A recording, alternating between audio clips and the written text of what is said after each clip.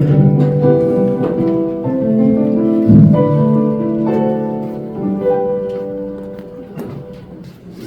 하늘의 크고 이상한 다른 이적을 보며 일곱 천사가 일곱 재앙을 가졌으니 곧 마지막 재앙이다. 하나님의 진노가 이것으로 마치리로다. 아멘. 하나님의 말씀 일곱 대적이라는 제목으로 하나님의 말씀 살펴보겠습니다. 요한계시록이 어렵죠? 어려워요. 쉽게 생각하면 쉽고 어렵게 생각하면 어려운데 어쩔 수 없어요. 요한계시록이라는 성경이 물론 생소하기도 하고 해서 이렇게 지식적으로 많이 들어가야 되고 또 구약 성경을 알아야 이렇게 풀기 때문에 조금 어려운 감은 있지만 아무튼 그 안에서 이제 오늘 우리 사이클 4개의 사이클에 오늘 마지막까지 가려고 하는데 그 4개의 사이클이 도대체 무엇을 말하고자 하는가만 우리가 잘 알아도 오늘 오신 분들은 그냥 수지 맞은 겁니다. 최고의 마지막 정리를 제가 한마디로 해줄 거기 때문에 오늘 아주 잘 왔어요. 아무튼 우리가 한번 살펴볼게요. 우리가 지금 계속 살펴보는데 자 봐볼게요. 우리 서론 1장은 서론이에요. 2장은 소아시아 7교회 이렇게 해서 에베소, 서머나, 버가부터 아니라 사데빌라를 라오디게아 4장부터 5장은 하늘의 예배. 이제 6장부터 16장 이곳이 어렵다고 했죠. 맞나요? 4개의 사이클이 있는데 7개의 인, 7개의 나팔, 7개의 표적, 7개의 대작업. 제가 저번에 설명했지만 이 표적은 이렇게 나와 있진 않아요. 첫 번째 표적이다, 두 번째. 그러나 저는 이제 이 7개의 표적으로 나눴다라고 했어요. 그래서 우리가 지금 표적을 살펴보고 있는데 오늘은 이 대적까지 하려고 해요. 대적은 그냥 어렵지 않아요. 한 장이어서 봐볼게요. 자, 7개 표적 중에 첫 번째 표적이 뭐예요? 여자, 용. 두 번째가 바다에 나온 짐승. 세 번째가 땅에서 나온 짐승. 네 번째가 어린 양 14만 4천. 그 다음에 저번 시간에 있던 새 천사에 대해서 우리가 한번 살펴볼게요. 자, 5번째 표적의 제목을 붙인다면 뭐예요? 새 천사예요. 이 새 천사에게 무엇이 주어집니다. 무엇이 주어졌는지 우리가 한번 살펴봤는데 14장 6절 한번 봐볼까요? 14장 6절 다시 한번 봐볼게요. 시작. 또 보니 다른 천사가 공중에 날아가는데 땅에 거주하는 자들 곧 모든 민족과 종족과 방언과 백성에게 정할 영원한 복음을 가졌다라. 봐볼게요. 또 사도 요한이 보니 천사 한 명이 나타났어요. 새 천사 중에 첫 번째 천사. 그 새 천사는 뭘 가지고 있다고? 영원한 복음이에요. 예수 그리스도의 그 영원한 복음. 예수 그리스도로 말미암아 구원을 받는다는 이 영원한 복음을 천사에게 주었어요. 주어진 이유는 뭐라고 했어요? 그것을 전하라고. 우리만 갖고 있는, 받아서 가지고 있는 것이 아니라 그 복을 뭐하라고요? 전하라고. 그러면 도대체 이 받은 복음을, 이 들려진 영원한 예수 그리스도의 복음을 도대체 누구에게 전해야 되는가요? 그렇죠. 하나님의 백성을 위하는 것이 아니라 땅에 거하는 자들, 심판받아 마땅한 사람들. 우리가 쉽게 생각하면 교회에 나오지 않고 예수 그리스도를 믿지 않는 사람들에게 뭘 하라고요? 전해야 된다. 마땅히 저주받아야 되는, 여전히 죄 가운데 있고 음란 가운데 있고 여전히 거짓말과 거짓 아비의 사탄의 그 자식으로 말미암아 거절하고 비방하고 그런 사람들에게 이 복음이 전해져야 한다라고 말을 하고 있어요. 여러분, 이것이 교회에 주어진 사명인 줄 믿습니다. 복음 전하는 것이 교회의 사명이에요.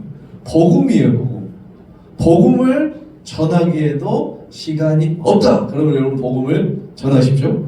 우리 막 새로 오신 분들이 오는데 좋아요, 아주. 복음을 전해야 다음에 우리가 그게 사명이란 말이에요. 우리만 알아서 될 게 아니에요. 이 세상 땅에 거하는 자들에게 증거하고 이 복음이 무엇인지를 알려주는 것이 우리가 해야 된다라고 합니다. 아시겠죠? 자, 두 번째 천사가 나타납니다. 8절이죠. 8절. 또 다른 천사 곧 둘째가 그 뒤를 따라 말하되 무너졌도다 큰 성 바벨론이여 라고 말해요. 큰 성 바벨론, 위대한 바벨론. 큰 성 바벨론이 뭐 했다는 거예요?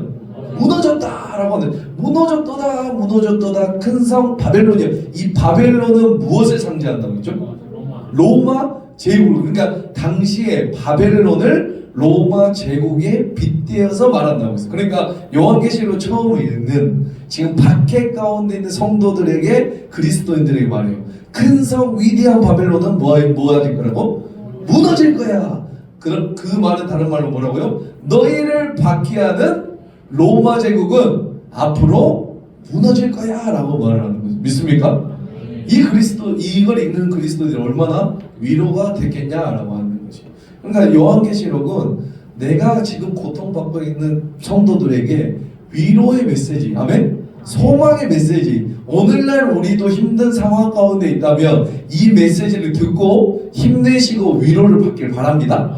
막 어려운 말이 나온다고 해서 어려워 저거 듣기 싫어 이게 아니라 정말 이 어려운 가운데서도 하나님께서 주고 싶어하는 메시지가 있단 말이에요. 큰 성 위대한 바벨론 뭐라? 무너질 거다. 너희를 박해하는 지금 우리 가운데 우리 삶 속에 현실 속에 어렵고 힘들고 이 로마 같은 존재가 있다 할지라도 무너진다 무너지지 않는다? 해결되고 무너진다라고 여러분들에게 말씀하고 계시는 거예요. 그러므로 이 말씀으로 위로 받으시기 바랍니다. 셋째 천사가 뭐래요? 셋째 천사 우리 한번 읽어볼까요? 9절입니다. 9절. 또 다른 천사고 셋째가 그 빗대를 따라 큰 음성으로 이르되 만일 누구든지 짐승과 그의 우상에 경배하고 이마에나 손의 표를 받으라는 말이 받지 말라는 소리예요. 받지 말라는 소리죠. 자, 그럼 어떻게 되죠? 그도 하나님의 진노의 포도주를 마시니 그 진노의 잔에 섞인 것이 없이 부은 포도주라. 거룩한 천사들 앞과 어린 양 앞에서 불과 유황으로 고난을.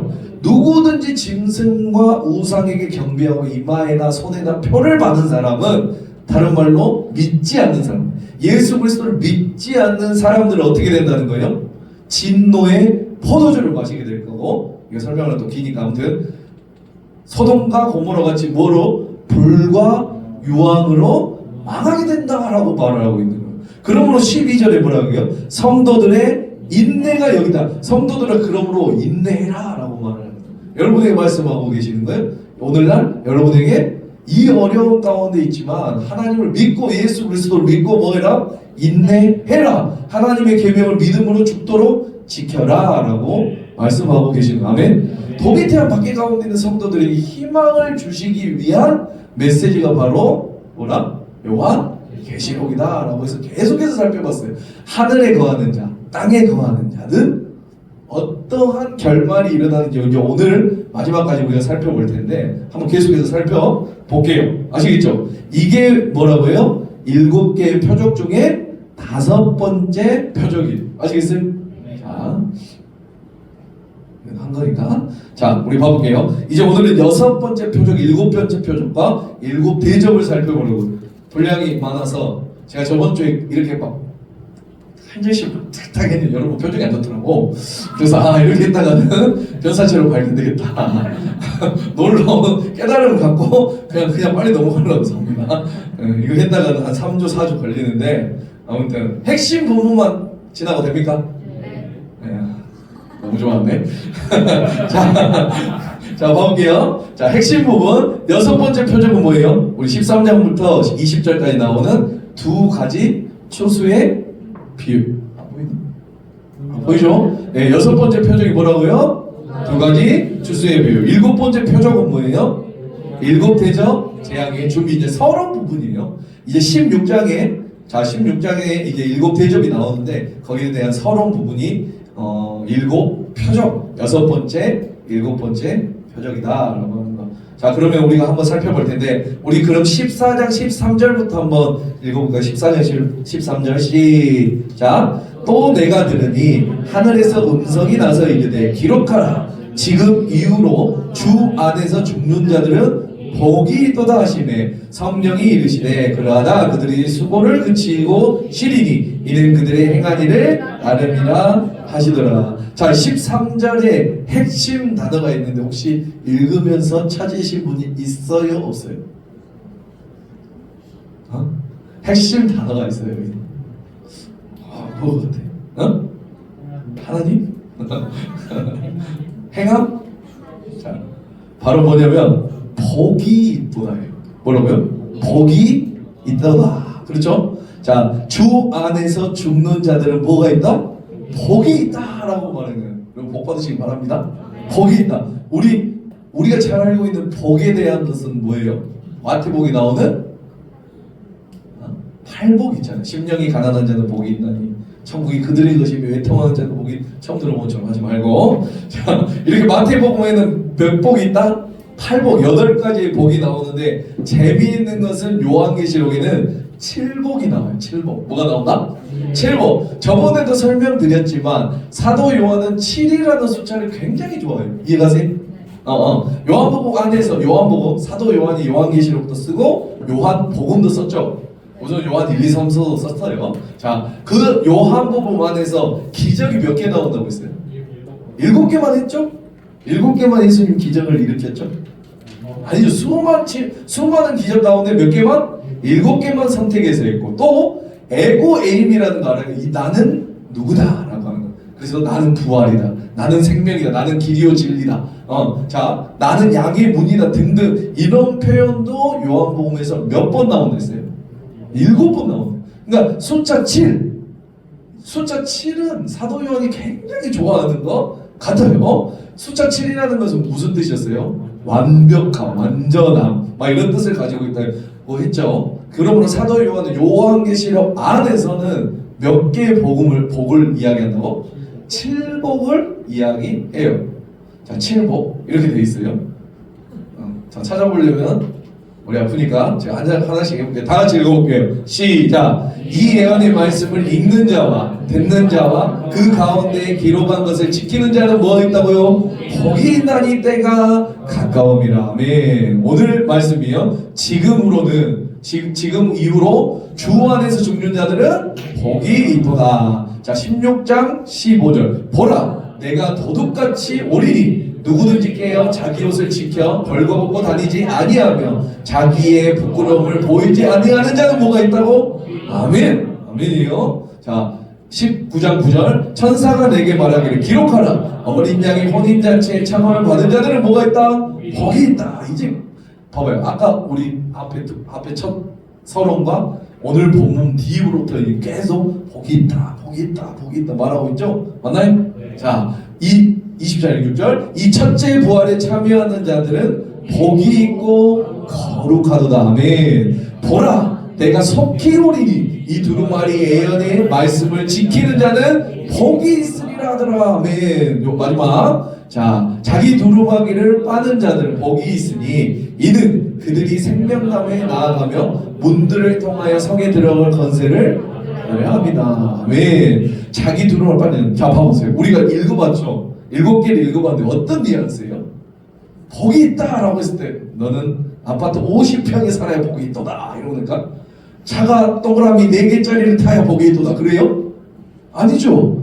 주 안에 있는 자가 복이 있다라고 하는. 아멘. 자기 두루마리를 빠는 자가 복이 있다. 다시 뒤로 가볼까요? 뭐요? 예언의 말씀, 하나님의 말씀 지키는 자가 복이 있다. 아멘. 50평 집이 복이 있는 게 복이 있는 게 아니에요. 아멘. 하나님과 함께하는 게 그게 복이다. 성경에서 말하는 복은 명확하게 말을 해요. 이는 첫째 부활에 참여하는 자들이 뭐 있다고? 복이 있다. 천사가 혼인잔치에 청함을 받은 자가 복이 있다. 다 하나님과 함께하심이 복이 있다라고 요한계시록에서는 말을 하고 있어요. 아멘. 여러분, 복 받는다라는 것은 우리가 세상에 생각하는 복, 어떤 복, 내가 돈을 많이 벌어서 좋은 집 사고 좋은 직장 들어가고 좋은 차 사고 이게 복이 아니라 하나님이 나와 함께 하시는 거. 아멘. 내가 구원받은 것 자체가 복이 있다라고 하는 거예요. 여러분들 그럼 이 자리에 왔으므로 복 받은 사람인 줄 믿습니다. 아멘. 좋습니다. 자, 7복. 자, 7복 중에 우리 14장 13절 한번 다시 한번 봐볼까요? 14장 13절. 자, 다 같이 시작. 또 내가 들으니 하늘에서 음성이 나서 이르되 기록하라. 지금 이후로 주 안에서 죽는 자들은 복이 있다 하시며 주 안에서 죽은 자들이 뭐가 있다? 복이 있다. 그러니까 그 도미티안 밖에 가운데 야, 니네 주 안에서 죽는 게 복이야. 미친놈이에요? 네, 저기 앉아. 상대 앉았죠. 야, 죽는 게 복이 있대. 죽는 게. 그게 말이 됩니까? 우리 상식적으로. 그렇죠? 이해 안 가죠? 자, 이렇게 선포하고 있어요. 왜 이렇게 선포할까요? 예수님께서 죽으시고 부활하셔서 죽음을 이기시고 승리하셨듯이 지금 도미티안 밖의 상황 가운데 있는 그리스도인들 또한 이 순교하고 목숨이 있는 상황이지만 뭐가 있다라는 거야? 복이 된다라는 거예요. 그러니까 여러분 왜 그러면 우리가 죽음이 있어야 되고 참아야 되고 하나요? 그것은 그리스도께서 똑같이 하셨기 때문에 예수님이 하나님 잘 들어보세요. 그냥 그 상상해서 한번 들어보자는 거예요. 예수님은 하나님이시죠. 맞나요? 하나님 십자가 죽으실 때 목에 박혔어요. 안 박힐 수도 있어요. 목에 박혔어요. 못을 박혔어요. 손에 십자가 매달렸어요. 그러면 하나님이니까 딱 못을 딱 빼면서 하나도 아프네. 야 간지러운데? 하나도 안 아픈데. 그리고 십자가를 딱 들고 이를 쑤시면서 네 일로 와. 그렇게 하면서 그렇게 하실 수 있어요? 없어요? 그런 능력을 가지신 분이에요. 매달려서 죽지 않으실 수도 있고 더 봐서 하나도 아프네. 자 이쑤시개 쑤시면서 인부야 너 일로 와. 해서 다 쳐다가 없앨 수 있는 분이 누구다? 우리 예수님이에요. 그런 능력을 가지실 수 있는 분이 누구다? 우리 예수님이에요. 하나님이에요. 그러나 그렇게 하지 않으셨어요. 참으셨고 죽으셨어요. 믿습니까? 여러분 우리가 그 예수님을 닮아가야 하는 것이에요. 주 안에서 죽은 자들이 뭐 있다? 복이 있다가 복되다고 말씀하시잖아요. 여러분 이 믿음을 가지시기 바랍니다. 여러분 우리보다 우리를 더 잘하시는 주님, 나보다 나를 잘하시는 주님도 아세요. 우리 연약해서 지금 도미티안 밖에 가운데 있는 사람들처럼 너네 죽어라 하면 여기서 죽을 사람 누구 있어? 나도 못 죽어. 우리를 더 잘 알아. 그러니까 죽이지 않을 거니까 하나님 말씀하는데 순종하시길 바랍니다. 안 죽여 다 알아. 나보다 더 잘 알아. 여러분들 믿음을. 그래서 나도 안 죽이나 봐요.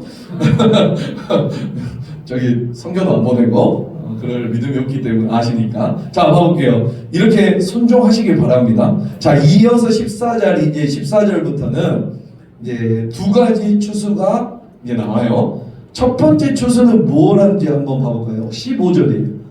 두 가지 추수가 나요. 시작. 또 다른 천사가 성전으로부터 나와 구름 위에 앉은 이를 향하여 큰 음성으로 외쳐 이르되 당신의 낫을 휘둘러 거두소 땅의 곡식이 다 익어 거둘 때까 이르렀습니다. 무슨 추수예요? 곡식의 맞아요. 곡식의 추수예요. 자, 곡식의 추수. 자, 18절 두 번째 추수가 나와요. 18절 한번 봐볼까요? 18절. 자, 또 불을 다스리는 다른 천사가 제단으로부터 나와 에리야 낫을 가진 자를 향하여 큰 음성으로 불러 이르되 내 에리야 낫을 휘둘러 땅에 뭘? 포도송이를 거두라. 포도송이의 추수예요. 자, 두 가지 추수가 나와요. 두 가지 이제 추수의 비유가 나온다 했어요. 첫 번째가 뭐라고요? 곡식의 추수. 두 번째가 그렇죠. 포도송이의 추수. 자, 그러면 잠깐 비교해 보면 추수꾼이 누군가요? 누가 추수를 하나요? 두 가지 추수가 있는데 첫 번째 곡식의 추수꾼은 누구예요? 곡식의 추수꾼? 몰래. 자, 다시 읽어볼게요. 자, 14절부터 한번 읽어볼게요. 제가 읽어볼게요. 또 내가 보니 흰 구름이고 그 구름 위에 누가 있어요? 인자와 같은 이 인자라는 사람은 누구예요? 예수님. 맞아요. 예수님이 앉아있는 그 머리에는 뭐가 있고 금 면류관이 있고 그 손에는 뭐가 있다? 에리한 낫을 갖고 있어요. 다시 자 14절 그러므로 첫 번째 곡식의 추수는 누가 한다? 예수 그리스도가 추수한다. 다시 14절 뭐 예수님 어디에 앉아 계세요? 구름 위에 앉아 계세요. 즉 위엄과 영광을 지니셨다라는 뜻이에요. 그리고 예수님의 머리에는 뭘 쓰고 있어요? 금면류관. 우리 저번에 말했죠? 스테파노스 맞나요? 네, 그 금면류관이 있어요. 영원히 이 세상을 통치하실 분을 뜻해요. 이 세상의 만왕의 왕이라는 거 보여주기 위해 금면류관이 쓰고 계시죠. 또 다른 특징이 있나요? 15절에 보면 14절 보면 그 손에는 에리야 뭘 가졌다? 낫을 가졌다. 그렇다면 이 낫을 가졌다라는 표현은 잘 생각해보세요. 요한계시록에서만 사용되었을까요? 구약 어디에도 사용되었을까요? 어떻게 알아요? 요엘서 3장 13절입니다. 여기 보이나요? 네, 그냥 여기 보세요. 자 시작. 너희는 낫을 쓰라. 곡식이 이것도다 와서 밟을지어다 포도주 틀이 가득히 차고 포도주 독이 넘치니 그들의 악이 크미로다 라고 하면서 요엘서에서 이 낫이라는 거는 이제 심판을 말해요. 추수의 때를 말해요. 이해가세요? 오케이. 이 낫으로 곡식을 추수함으로 이제 최후의 심판을 하시겠다 라고 하는 놀라운 선언을 하는 거예요. 예수 그리스도는 이 세상에 몇 번 오세요? 2번 오시나요? 예수 그리스도는 이 세상에 몇 번 오실 거냐고. 2번. 첫 번째는 초림 오시고 마지막에 재림에서 이제 마지막 끝날에 오시죠. 그게 아직 안 오셨어요. 한 번만 오셨어요. 자, 한 번은 뭘 하냐면 복음을 통한 구원의 씨를 뿌리러 오셔요. 뭐 하러 오신다고? 씨를 뿌리러 오셔요. 복음의 씨를 뿌리러 오시고 그것을 완성해 놓고 이제 가셨어요. 이해가시죠? 그리고 또 한 번은 이제 앞으로 있을 이 세상의 마지막 때에 오늘 뭐라고? 무슨 날? 예리한 낫을 가지고 오시는 분이 우리 구주 예수 그리스도. 아멘. 그분이 우리 예수님이라고. 그분을 사모하시길 바랍니다. 그분의 오심을 기다리시길 바랍니다. 아멘. 자, 다시 정리하면 6번째 표적에서는 몇 개의 추수가 있다? 2가지 추수의 모습이 있다. 첫 번째 추수는 어떤 거? 곡식의 추수. 2번째는요? 포도송이의 추수예요. 곡식의 추수꾼은 누구라고 했어요? 예수님이라고 했어요. 그렇다면 포도송이의 추수꾼은 누가 할까요? 추수꾼은 누구일까요? 알아요? 자, 한번 봐볼게요 또. 자, 17절 다 같이 읽어볼게요. 시작! 또 다른 천사가 하늘에 있는 성전에서 나왔는데 역시 에리야 낫을 가져더라. 누가 추수해요? 그렇죠. 이번에는 천사가 추수를 해요. 이해가나요? 네네네. 자, 그러므로 2번째 천사에 의해서 이루어져요. 무슨 추수는? 포도송이의 추수는. 이해가시죠? 2 천사에 의해. 그러나 중요한 것은 예수 그리스도 첫 번째 추수꾼 예수 그리스도와 2번째 추수꾼인 천사 모두 누구의 명령을 따르냐면 성부 하나님의 명령을 따라 추수하게 되어 있어요. 이해가신가요? 예수님도 추수꾼이고 천사도 추수꾼이에요. 예수님 무슨 추수꾼? 곡식의 추수꾼. 천사는 포도송이의 추수꾼. 이 2 추수꾼 모두 다 누구의 명령을 받아서? 성부 하나님의 명령을 따라 추수해야 돼요. 자, 15절 다시 한번 볼까요? 15절 시작. 또 다른 천사가 성전으로부터 나와 구름 위에 앉은 이를 향했대요. 그러니까 어떤 천사가 성전에서 나와 구름 위에 앉은 분이 누구야? 예수님을 향하여 일러요. 큰 음성으로 외쳐 이르되 당신의 낫을 휘둘러 거두소서 땅의 곡식이 다 익어 거둘 때까지 이르렀습니다 라고 예수님께 말을 해. 이 천사는 어디에서 나왔다고요?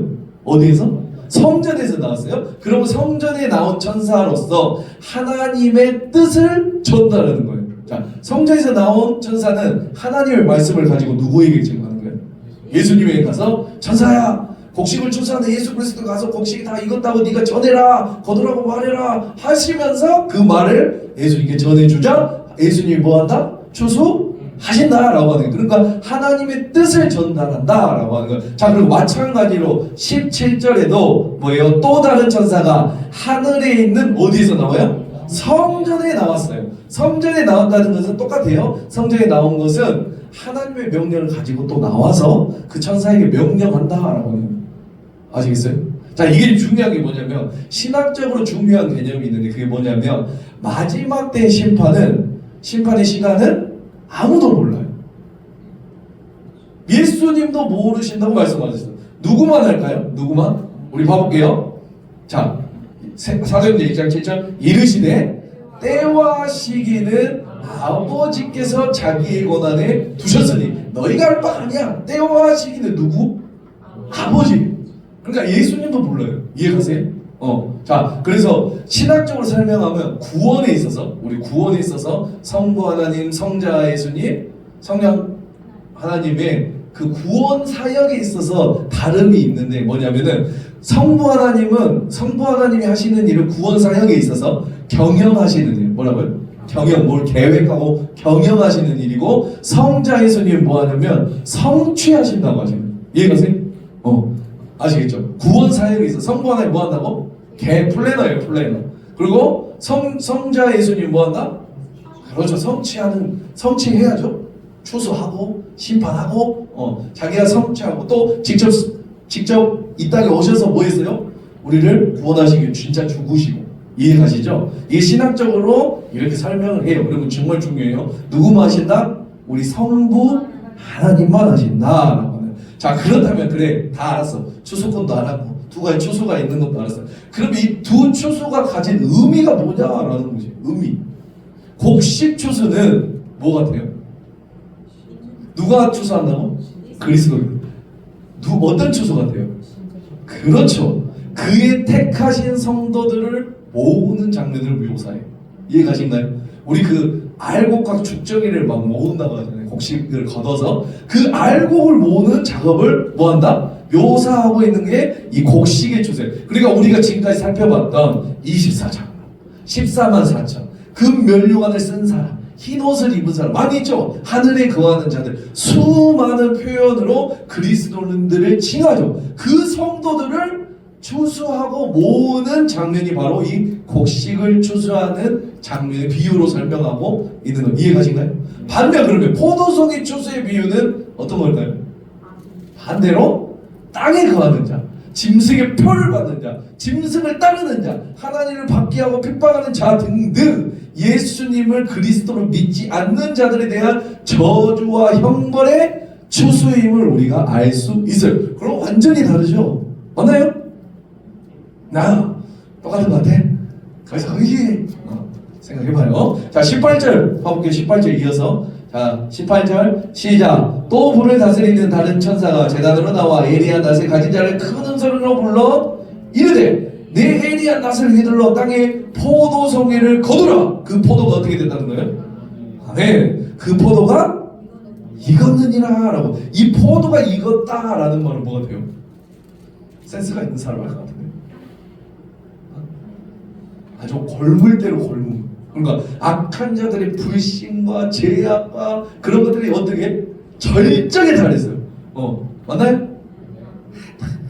그 우리가 저번에 7개의 나팔을 했을 때 살펴봤던 그 성도들의 부르짖음에 대한 기도가 하나님께 상달되어 마지막 날에 그 땅에 거하는 자들 모두 다 최후의 심판이 다가온다라는 우리 뜻을 가지고 있었다고 했죠. 자, 그러므로 여러분 우리는 어떤 추수를 기다려야 돼요? 곡식의 추수, 포도송이의 추수. 목사님, 뭐든 다 괜찮습니다. 추수만 되면 되지. 아니에요. 이 두 추수의 비유는 의미가 완전히 다른 거죠. 맞죠? 그렇다면 이 두 추수의 결과는 어떻게 될까요? 의미는 알았죠. 하나는 성도에 대한 추수, 곡식은, 포도는 땅에 거하는 자들, 믿지 않는 자들의 추수. 이해가시죠? 자, 그렇다면 이 두 추수의 결과는 어떻게 될까요? 곡식의 추수의 결과는 이 본문에 여기 우리 아까 읽었던 그 본문에는 상세하게 나와 있지 않지만 그렇지만 아마도 택함 받은 성도들은 아까 알곡으로 모아졌던 그 곡식들의 성도는 예수님께서 모아서 어떻게 되냐면 14장 1절 한번 보고 14장 1절 또 내가 보니 보라 어린 양이 시온산에 섰고 그와 함께 14만 4천이 서 있는데 그들의 입안에 하나님의 영광을 가득하더라 라고 하면서 자 3절 봐볼게요. 그들이 보좌과 내 생물과 장로들 앞에서 뭘 부른다? 새 노래를 부르는 거예요. 그러니까 여기서 말하는 듯이 어떻게 할까요? 시온산에 함께 서서 뭐 하는 거예요? 하나님께 찬양 드리는 거예요. 아멘. 새 노래를 하나님께 찬양 드리고 있을 것이에요. 누구는? 곡식의 추수를 당한 사람들, 그 성도들은 믿습니까? 너무 영광스러울 것 같지 않습니까? 그러나 포도송이를 추수한 결과, 포도송이의 추수를 당한 사람의 결과, 다시 말해 예수 그리스도를 믿지 않는 사람들의 결과는 19절과 20절에 명확히 말을 해요. 봐볼게요. 시작. 천사가 낫을 땅에 들러 땅의 포도를 거두어 하나님의 어디에? 진노의 큰 포도주에 조심히 갖다 놨어요. 갖다 던져버리는 거예요. 이해가신가요? 이거 가지고 막 고름이 차 있고 그 죄악의 고름이 차 있고 막 물이 쨍쨍 흐르는 그런 포도송이를 어떻게 에리야 낫으로 잘라서 어떻게 하나님의 진노의 포도주 틀에 어떻게 버려? 던져버린다라고 하는 믿습니까? 포도주 틀이 뭘까요? 우리 여기 한번 사진 봐볼까요? 이게 이제 그 팔레스타인에 이렇게 포도주 틀이 생겼다고요? 이렇게 생기지 않았겠죠. 몇 개나 들어가겠습니까? 자, 이렇게 뭐 한다고요? 진노의 큰 포도주 틀에 던지는 거예요. 이해가시죠? 네. 이 표현들은 이 악인들, 이 땅 위에서 성도를 무참히 핍박하여 피를 흘리게 하고 죽이고 이 악인들은 이 포도송이처럼 어떻게 된다는 거예요? 짓밟히고 눌리는 것처럼 이제 죽임을 당할 것이다. 땅에 사는 자들의 당할 최후를 예고해주고 있어요. 아멘. 여러분도 오늘 수준 맞으신 거예요. 자, 오늘 오신 분들은 이 포도송에 대장님 바랍니다. 자, 20절 다시 한번 20절. 자, 성 밖에서 그 틀이 밟혀요. 틀에서 뭐가 나요? 피가 나서 말 굴레까지 닿고 뭐예요? 그 다음에 1600 스타디온에 퍼졌더라 라고 하는 이 악인들은 추수 후에 포도주 틀에 던져져서 그 틀에서 짓밟힘을 받는데 그 피가 어떻게 되죠? 말 굴레 굴레가 뭐예요? 이거 말 굴레 이 씌우는 거 있죠? 말의 입과 머리에 씌우는 것을 굴레라고 하는데 그러니까 말 굴레까지 찬다는 거. 말이 키가 얼마나 커요? 큰 놈은 180 그러니까 이렇게 목 빼고 여기 목까지 이렇게 재는 게 큰 애들은 뭐 186 더 큰 애들도 있어요. 한 186 정도 된다고 해요. 그러면 여기에서 살아남은 사람 한 분 계실 것 같아요. 이렇게 진짜 180 한 6 180 정도에 찬다는 뜻인가요 이게? 엄청난 그 피가 엄청 높이 쌓아진다는 뜻이에요. 그리고 또 뭐예요? 1600 스타디온. 우리 좋은 성경 가졌으면은 뭐 스타디온 2번 해가지고 나오나요? 한 스타디온은 뭐예요? 196m. 그러니까 봐봐요. 1600 곱하기 106 뭐예요? 37,000. 그러니까 300km 이상. 그러니까 300km 거리로 300km 이상. 그러니까 팔레스타인의 남북의 거리가 한 320km 정도 된다고. 그러니까 이것을 한번 묘사하면서 그 심판의 물결이 이 땅 가득히 찬다라고 하는 거죠. 맞나요? 네. 진짜 문자적으로 해석해서 320km, 307km, 200m 가서 멈춘다는 게 아니라 아니에요. 이거 문자적으로 해석하면 신천지예요. 알겠죠? 그 뜻이 아니라 그만큼 말 굴레만큼 높고 한 이만큼 차고 그렇죠? 그 다음에 얼만큼 이 온 땅이 그 믿지 않는 포도주에 밟힌 피가 찬다라는 거예요. 믿습니까? 여러분 거기에 들어가야겠죠? 여러분들은 아니죠. 믿습니까? 자, 악인이 받을 심판과 형벌의 제조는 전 세계를 거쳐 완벽하게 일어나고 완전히 일어나고 그들이 받을 영원한 고통과 형벌은 영원하다라는 뜻을 가지고 있어요. 믿습니까? 우리 요한계시록 16장 17절 우리 한번 봐볼까요? 6장 17절 죄송해요. 6장 17절 우리 요한계시록 6장 17절 한번 봐볼까요? 다 같이 읽어볼게요. 시작! 그들의 진노의 큰 날이 이르렀으니 누가 능히 서리요. 그들의 진노의 포도주에 그 밟혀서 그렇게 큰 날이 마지막에 일어날 텐데 심판이 일어날 텐데 누가 능히 설 수 있냐라는 거예요. 믿습니까? 이 포도송이 추수 앞에서 이 심판 앞에서는 능히 설 자가 있다 없다? 없어요. 믿습니까? 그러므로 여러분 믿음 지키셔야 되는 거예요. 믿습니까? 힘들더라도 예수님 붙드셔야 되는 게 그게 우리가 살 길이다 라고 하는 믿으시기 바랍니다. 여러분 마지막 심판 때에는 마지막 때 심판의 때에 우리는 알곡으로 추수되어서 시온산에 서서 그분께 아까 뭐 한다고요? 영광의 새 노래를 찬송하고 있는데 여기에 있는 누군가가 여러분이 사랑하는 사람이 저 진노의 포도주 틀에 던져져서 짓밟히고 있다고, 심판받고 있다고 생각하는 걸 보고 있다고 하면 여러분 어떨 것 같아요? 내 사랑하는 사람 진노의 포도주 틀에 밟혀 이제 이그러지고 있어요.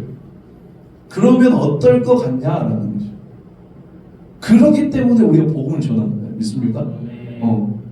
그렇기 때문에 우리가 이 자리에 나와 있는 거예요. 믿습니까?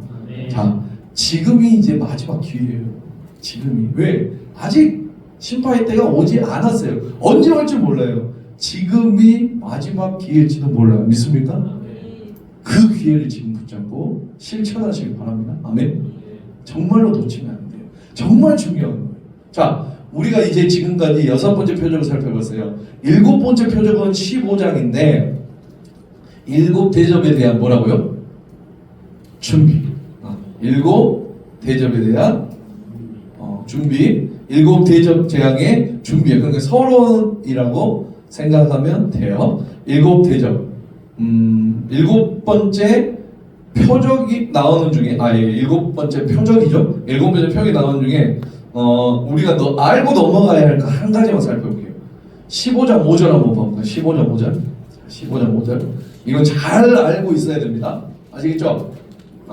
자, 15장 5절 시작. 또 이 일 후에 내가 보니 하늘의 증거 장막에 뭐가 열려요? 성전이 열려요. 뭐가 열린다고요? 하늘에서?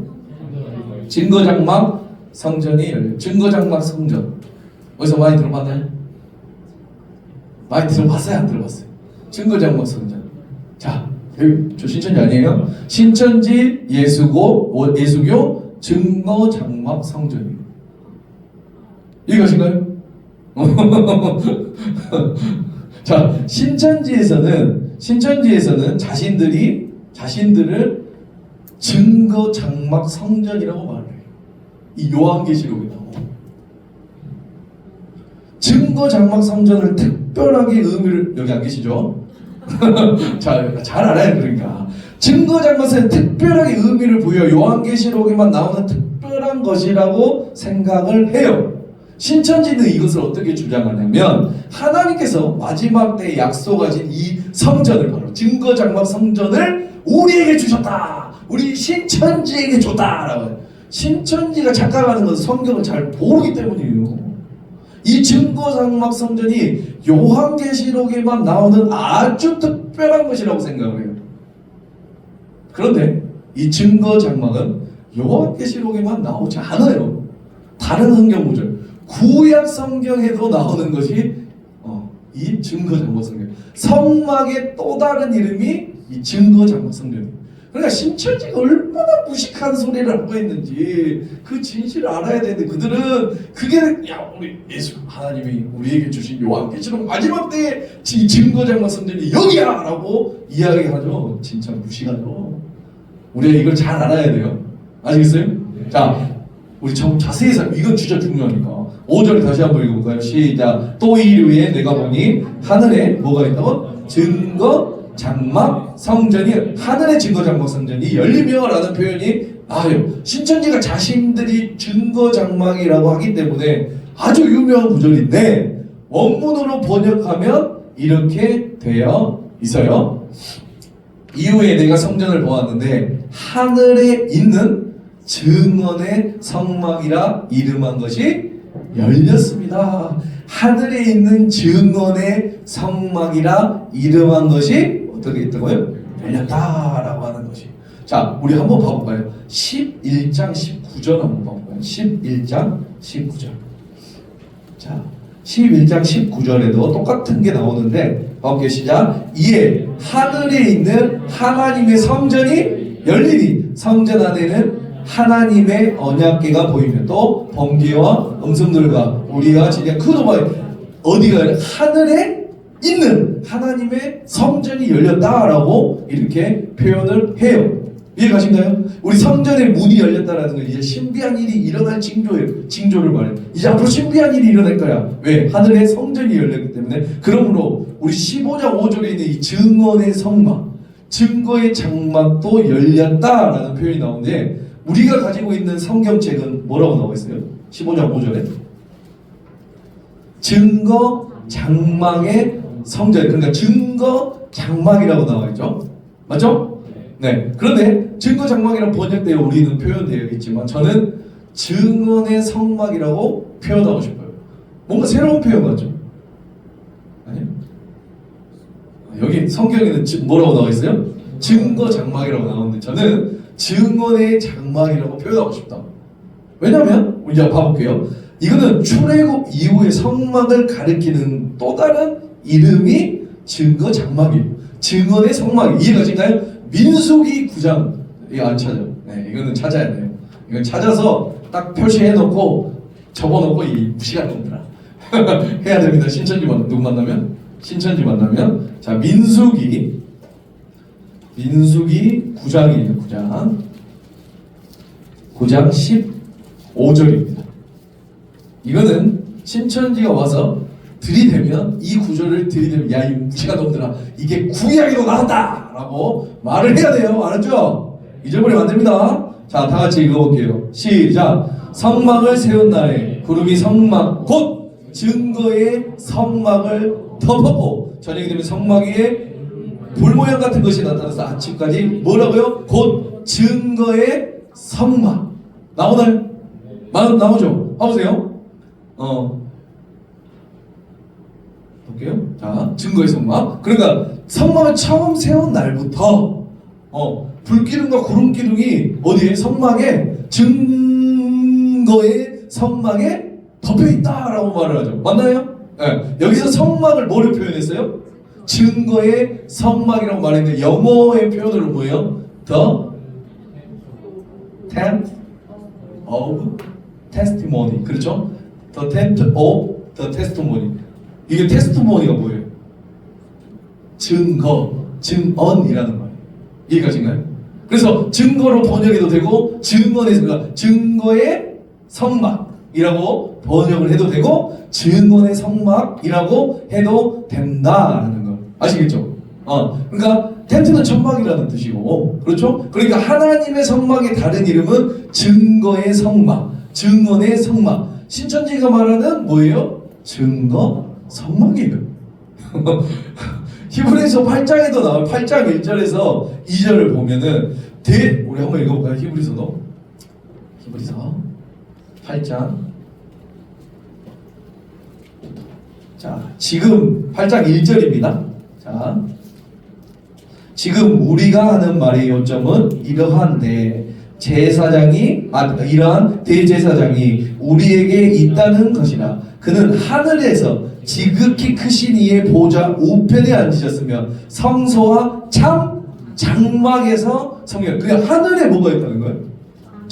성막이 있다라는 거죠. 히브리에서 명확히 말을 해요. 예수님은 성소와 참 장막에서 섬기시는 분이다. 하늘에 성막이 있고 그 안에 성소가 있다라는 거예요. 그러니까 하늘에 있는 성전을 증거의 성막, 즉 증거 장막이다라고 부르는 것이에요. 성막을 민수기 9장 15절에서 처음부터 성막이 생길 때부터 증거의 성막, 증거의 성막 이렇게 말하고 있죠. 맞나요? 자, 그래서 개역 개정 표현으로 증거 장막이라고 불렀는데 이거는 전혀 새로운 것이 아니다라고 하는 거예요. 그러니까 원래 구약의 성막이 다른 말로 증거 장막이에요. 이것은 그런데 신천지는 이것이 새로운 단어인 줄 알고 이 무시한 놈들이 큰 의미를 부여하고 갖다가 쓴 거예요. 이해가시죠? 신천지에서는 뭐라고 하냐면 증거장막은 계시록의 예언대로 나타난 사건들을 증거하는 곳이다라고 이야기해요. 계시록에서 예언한 그대로 어디에서 나타나냐면 자신들 지금 있는 어디에? 증거 장막에. 그것을 증거 장막 성전이라고 말을 하고 이것을 무슨 새롭게 발견한 것처럼 떠들고 그것을 교리로 가르치는 게 어디다? 신천지예요. 멍청한 거죠. 구약 성경 조금만 봐도 나와 있는데 그들은 그걸 믿고 있어요. 근데 안 알려주겠죠? 신천지에서. 야 봐봐라. 여기 증거 장막 성전 있지 않냐? 여기야 우리야. 여러분 증거 장막 성전이 새롭게 이 땅에 임하고 신천지에서 그 성전이 바로 그 요한계시록에서 말하는 그 증거 장막 성전이다라고 주장을 하고 있어요. 증거장막 성전은 사도 요한이 그러니까 뭐라고 하냐면 2000년 전에 우리를 보고 애연해줬다라고 이야기해요. 그런데 중요한 거는 무식해도 너무 무식하지. 이미 4000년 전에 구약 시대에서부터 민수기에서부터 성막을 증거장막이라고 불렀어요. 네, 절대 새로운 이야기나 신비한 이야기가 아니에요. 그러므로 계시록은 성경으로 풀고 이해해야지. 이런 무식한 이단들처럼 풀면 된다 안 된다? 안 된다. 제가 신천지에 좀 강하게 이야기해요. 걔는 진짜 무식한 거예요. 네, 걔네들은 자 히브리서에 2번이나 나와요. 8장 2절, 9장 11절 하늘의 성막이 있다고 말해요. 아시겠어요? 새로운 것이 아니에요. 그러나 신천지는 그 증거장막이 어디에 있냐면 땅에 있는 땅. 그 땅 중에 어디? 그곳이 어디? 응? 과천. 그 과천이라는 그 동네가 그 증거장막이라고 말을 해요. 그래서 그곳에 들어와야지 우리는 그 요한계시록의 모든 놀라운 것들. 그러므로 이제 지부가 생겼죠. 처음에는 어디서 시작했어? 과천이 그러니까 요한계시록에서 말하는 증거장막 성전이 바로 그 과천에 임했다라고 이야기해요. 그럼 무식한 놈의 발언을 아직도 하고 있는 게 누구다? 자, 근데 신천지는 아무튼 제가 왜 이걸 말하냐면 여러분들이 이런 걸 알아야 헷갈리지 않고 신천지가 왔을 때 뭐 할 수 있어요? 반박할 수 있다라고 하는 거. 그렇죠? 다시 말씀드려요. 성막의 다른 이름은 증거장막이에요. 하늘의 성막에서는 예수님이 섬기고 있어요. 알았죠? 요한계시록에서는 그 구약의 전통대로 하늘에 있는 성막을 증거성막, 증거장막이라고 부르는 것 뿐이에요. 이해가시죠? 자, 우리 봐볼까요? 자, 다시 요한계시록으로 와서 자 15장 자 봐볼게요. 또 2일후에 내가 보니 하늘에 뭐가 어디에 있다고요? 하늘에 증거장막이 있다. 왜 과천에 있냐고 말을 하는 거예요.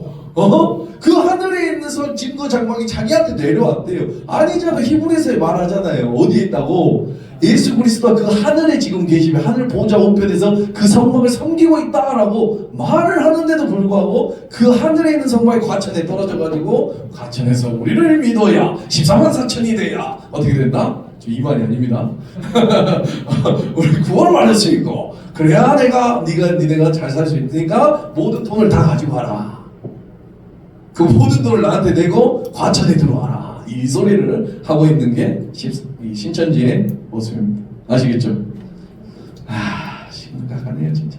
자 이제 마지막 7대접 이것만 하고 같이 이건 많이 걸리지 않나요? 자 7대접 다 우리 7대접 이제 마지막 7대접인데 7대접은 어느 교단이든 어느 성경학교든 다 똑같아요. 왜냐면 본문에 그렇게 해석을 하고 있어요. 마지막 7대접이 의미하는 것이 뭔지 볼까요? 15장 1절이에요. 시작. 또 하늘에 크고 이상한 다른 이적을 보매 7 천사가 7 재앙을 가졌으니 곧 마지막 재앙이라 하나님의 진노가 이것으로 네. 자 그리고 16절 1절 한번 봐볼게요. 또 내가 들으니 성전에 큰 음성이 나서 7 천사에게 말하되 너희는 하나님의 진노의 7 대접을 쏟으라. 그래서 이제 7 대접이 나오거든요. 이거는 어느 때?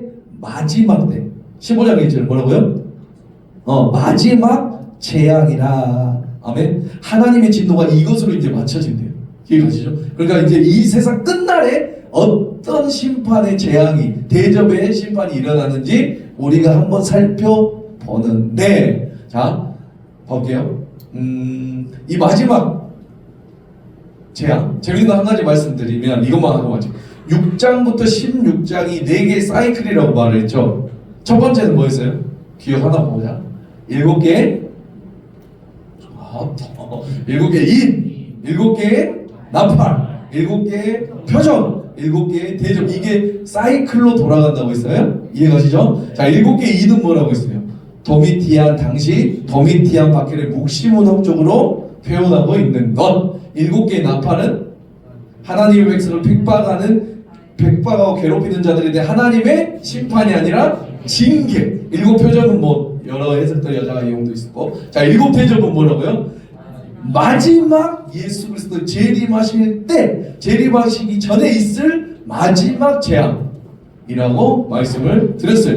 근데 재미있는 건 뭐냐면 일곱 나팔과 일곱 대접이에요. 자 봐볼게요. 표 보이신가요? 자 찾아보면 레이저를 쏠 것 같으니까 안 찾아볼게요. 자 일곱 나팔과 일곱 대접은 봐볼게요. 땅에서 나요. 여기도 땅에서 바다 집에 가서 한번 찾아보세요. 아시겠죠? 자 찾아보시고, 자 해, 달, 별, 불신자, 집중한자 이렇게 비슷하죠? 그거 비슷하죠? 자 근데 중요한 거는, 자 일곱 대접은 나팔을 불었죠. 땅, 바다, 물, 강, 해, 달, 별 이렇게 돼 있죠. 근데 순서가 똑같이 대접해도 어떻게 돼요? 땅, 바다, 강, 해 이렇게 나와 있죠. 맞나요? 그 대접을 어디에 쏟아요? 땅에 쏟고, 바다에 쏟고, 물과 강에 쏟고, 그리고 해에 쏟고. 그러니까 나팔과 대접이 똑같지 않다? 다른 것, 딱 다른 것 하나가 뭐냐면 나팔이 불 때 땅이 변하고 바다가 변하고 피로 변하고 물이 강이 어그러지고 해와 달들 별이 떨어져요. 그런데 어떻게 돼요? 딱 몇 분의 1? 3분의 1이에요. 제한돼 있어요. 그러나 대접 마지막 대접은 쏟아지자. 어떻게 해요? 땅이 변하고 바다가 변하고 물과 강과 모든 게 변해요. 그러니까 나팔과 대접은 똑같지만 나팔은 3분의 1로 제한이 되어 있었죠. 징계라고 했잖아요. 모든 사람에게 임하는 것이 아니라 제한될 사람에게. 그리고 사람들뿐 아니라 장소 또한 강도가 몇 분의 몇? 3분의 1이라고 하면은 오늘 마지막 일곱 대접은 그렇지 않아요. 풀파워예요. 뭐라고요? 풀파워. 있는 것을 다 쏟아서 심판하시는 게 바로 일곱 대접이에요. 믿습니까? 모든 장소에게 임하는 것이. 그것이 일곱 대접이라고 말을 하는 거예요. 일곱 대접을 해석할 때 또 기억하셔야 될 게 뭐냐면 우리가 저번에 아까 읽었죠. 다시 한번 6장 17절 한번 읽어볼까요? 다시 좀 앞으로 와서 6장 17절 다 같이 6장 17절 한 번 더 읽어보겠습니다. 그들의 진노의 큰 날이 이르렀으니 누가 능히 서리요. 만일에 하나님께서 심판하시고 결정하셨다면 심판을 견딜 자, 피할 자가 있을까요? 없을까요? 나팔 때는 있었어. 나팔 때는. 왜? 3분의 1만 심판하시니까, 징계하시니까. 이것이죠. 그러나 이제 마지막 날의 대접의 때는 뭐라고요? 전부 풀퍼예요. 전부 풀퍼. 아시겠죠? 그 여러분 마지막 날 진노의 그 큰 날이 이르렀을 때 누가 능히 설 사람이 있다고 없다고? 일곱 대접은 그러므로 마지막이에요. 마지막. 믿습니까? 그 마지막은 3분의 1이 아니에요. 풀퍼예요. 풀퍼. 모든 것에 대한 심판. 믿습니까? 마지막 일곱 대접의 모습이에요. 네, 제가 이 일곱 대접은 자세하게 하지 않는 거예요. 뭐 해석한 사람들의 말이 워낙 다르. 그러나 중요한 거는 일곱 나팔은 3분의 1이었다면 이제 마지막 때의 심판은 모든 심판이다. 아멘. 믿습니까? 그 정도만 알아도 돼요. 이거 했다가는 원중이 잘 것 같아. 안 하려고 맘 먹었어요. 했으면 자니까. 자, 우리 말씀 마무리하겠습니다. 네. 자, 우리가 오늘까지 해서 봐볼게요. 오늘까지 해서 여기 16장까지 끝냈어요. 이해가신가요? 이 네 개의 사이클이 굉장히 어렵다고 했어요. 그렇죠? 7개의 인, 7개의 나팔, 7개의 표적, 7개의 대접. 여러분, 우리가 네 개의 사이클에서 우리가 느끼는 게 뭐예요? 네 개의 사이클을 이제 다 배웠어요. 다 살펴봤어요. 뭐가 같아요? 확실한 것은 우리의 마지막 날에는, 이 세상 마지막 날에는 하나님의 크고 놀라운 심판과 추수의 때가 있다는 거죠. 믿습니까? 여러분 이것을 믿으십니까? 믿으세요? 이걸 믿는데 어떻게 믿음 생활을 제대로 안 할 수가 있어요? 성경에서 명확히 말해요. 명확히 마지막 날에는, 내가 마지막 날에는, 이 세상의 마지막 날에는 뭐라고요? 풀파워의 대접의 심판이 있다라는 거 믿습니까? 이거에 믿어지지 않으면 지금까지 신앙생활하는 거 다 한 거지. 그럼 이게 믿어지지 않으니까 내가 그렇게 흔들리는 거예요. 이게 믿어지지 않으니까 그냥 대충 살아도 되게 이렇게 되는, 이게 믿어진다면 어떻게 그렇게 살 수 있겠어요? 우리의 삶 가운데 마지막 날에는 이 어마어마한 심판이 있다라는 걸 믿습니까? 추수의 때가 있다라는 다음에 그 심판이 있을 때는 이게 중요해요. 두 부류로 나눠져요. 천주교에서 말하는 세 부류로 나눠지는 게 아니라 명확하게 나눠져요. 오늘 말씀으로 기준을 한다면 어떤 사람이에요? 곡식의 추수의 사람과 포도송이의 추수의 사람, 믿습니까? 네. 또한 4개 사이클 안에 여러 가지 방법으로 표현하고 있어요. 자, 하늘에 거하는 자, 땅에 거하는 자, 아시죠? 짐승의 표를 받는 자, 하나님의 이름과 어린 양의 표를 받는 자, 14만 4천과 666, 하나님의 말씀과 그대로 가는 증거로 말미암아 죽임을 당한 영혼과 하나님을 비방하고 핍박하고 회개하지 않고 그 성도들을 죽이고 핍박하는 자들 등등으로 명확하게 두 부류로 나누어져 있어요. 믿습니까? 정말 이거 믿으셔야 돼요. 이거 천주에서 말하는 가서 연옥에 들어가서 조금 잘하면 뭐 여기 있던 사람이 여기로, 아니에요. 명확한 진리는 뭐냐면 이 세상의 마지막 날 끝날 때는 두 부류로 나누어진다. 믿습니까? 사랑하는 창대교회 청년 여러분, 여러분은 그렇다면 어디에 속할 것입니까? 어디? 지금 내 삶이 아무리 힘들고 아무리 어렵고 아무리 바쁘고 교회를 나올 수 없는 상황이라 할지라도 이 진리와 말씀을 끝까지 붙잡아야 되는 줄 믿습니다. 이 중에 물론 끝까지 고난이 있더라도 하나님을 놓치지 않고 알곡이 되어서 하나님의 공간에 들어가는 사람이 이겠죠. 그러나 이 중에 믿음 생활하다가 시험 들거나 하나님이 없는 것을 느껴서 떠날 사람도 있을 거예요. 아니요 여러분, 절대, 아멘, 절대 이 진리만을 놓지 않길 바랍니다. 여기 있는 단 한 사람도, 그래서 진짜 중요하신 분입니다 우리 진짜 중요. 오늘 어떻게 이런 설교 말씀 들으러 오셨어? 진짜 하나님 은혜예요. 우리 언제밖에 안 나오다가 오늘 또 나왔어. 하나님의 은혜인 줄 믿습니다. 듣기 위한 사람이기 때문에 이 자리에 온 거예요. 믿습니까? 정말로 제가 담임 여러분 한 사람도 마지막 날에 진노의 자리에 서면 안 되는 거죠. 믿습니까? 제가 여러분의 담임 교육자로서 부탁드립니다. 절대 믿음 버리시면 안 돼요. 죽도록 믿음 지켜야 됩니다. 왜냐하면 마지막 때에 심판이 임하기 때문에. 믿습니까?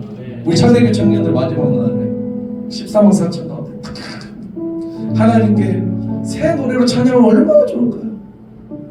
아이고 우리 상모님 아직도 가사를 못 외우세요. 아직도 가사를. 아이고 그때 나 예전에 지금 했던 어이 정민아 인도 좀 하고 우리 남관주씨 오늘 피아노 좀 치고 우리 같이 하나님을 찬양합시다. 이런 소망이 우리 가운데 있어야 되는 거 믿습니까? 진짜 여기 있는 청년들 한 명이라도 진노의 포도주 틀에 들어가 있으면 진짜 죽어요. 이거 협박이에요. 이거 협박. 이건 협박 맞아요? 이런 건 협박해도 돼요? 절대로 믿음이죠. 이러면 안 돼요. 아멘? 그리고 우리뿐만 아니라 우리 주위에 있는 살아가는 사람들과 함께 하나님을 높이며. 우리 여자친구가 왜 데리고 온 것 같아요? 우리 처음 왔죠? 거기 가지 말라고. 진노의 자리에 가지 말라고. 우리 동생이 왜 데리고 온 것 같아요? 이 믿음이 있기 때문에 마지막 날에 무조건 심판이 있다니까요. 아멘. 이거 가지 말라고. 진리의 포도주를 밟아서 이만큼 켜가지고 1300km 이상 이게 있다니까요. 진짜 마지막 날 명확히 말을 하고 있어요. 아멘. 그럼 우리가 끝까지 그 사람들 놓치지 말고, 아멘, 하나님께 영광 돌리면 얼마나 기쁠까요? 그것을 소망하며 믿음 끝까지 지키시기 바랍니다. 그 복음을 전하시기 바랍니다. 그래야 마지막 날에 하나님의 나라에서 영원히 함께하며 찬양하며, 아멘, 새 노래를 부르며 하나님께 영광 드리는 우리 모두가 되게 주님의 이름으로 축복합니다. 아멘.